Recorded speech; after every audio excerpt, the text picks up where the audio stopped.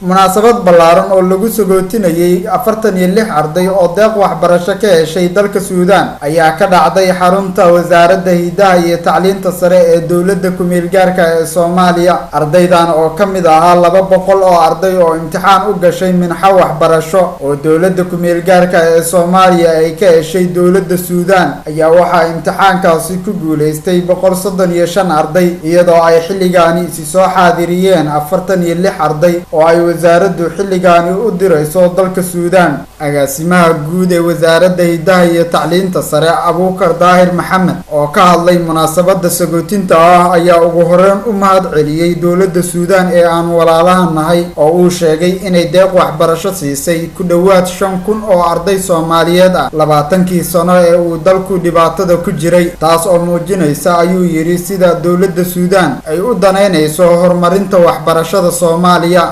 waxaan awalan u mahadnaqaynaa alla kadib dowladda Suudaan ee aan walaalaha nahay ee fursadan qiimaha badan noogu deeqday oo ardaydayadu saakay ay ugu safrayaan wadankii labaad ee Suudaan.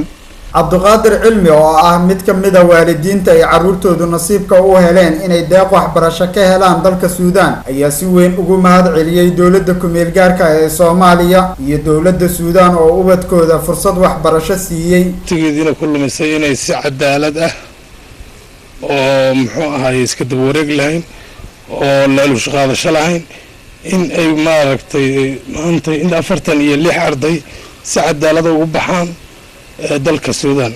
safiirka Suudaan u fadhiya Soomaaliya Alfaada Al-Jazuuri ayaa sheegay in madaxweynaha Suudaan Umar Hassan Al-Bashir uu dadaal u galay sidii loo horumarin lahaa waxbarashada Soomaalida, isagoo intaa ku daray inay in ka badan 5,000 oo arday Soomaaliya ay ka qalin jabiyeen jaamacadaha Suudaan. waxa uuna tilmaamay in xilligan aan waxbarasho la siinayn arday Suudaani ah, laakiinse ardayda Soomaaliyeed xilligan ay leeyihiin fursad gaar ah. لا يمكن قبول طالب سوداني في جامعة، لا يمكن، لكن طالب صومالي هنا في الرأس فوق. qaar ka mid ah ardayda deeqda waxbarasho ka heshay dalka Suudaan oo aan wax ka weydiinay sida dareenkoodu yahay ayaa inoo sheegay inay aad ugu faraxsan yihiin fursadan waxbarasho ee ay heleen iyo kuliyadaha ay ku qoran yihiin. magacayga waa Raxmaan Bare, aad ay ugu faraxsanahay kaalmadan ay siisay dowladda Suudaan ee noo soo marisay wasaaradda waxbarashada iyo tacliinta sare.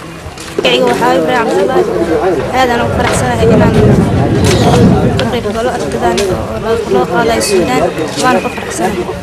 kan ka salaamaya mudiirka xaruntan Abuubakar iyo macallimiinta asxaabteeda. sidoo kale waxaan rabaa inaan halkan ka macsalaameeyo asxaabteeda Isaac Maxamed Cabdi kana helay jaamacadda Suudaan Jazeera. waxaan leeyahay alxamdulillah waa ilaahay mahadiis.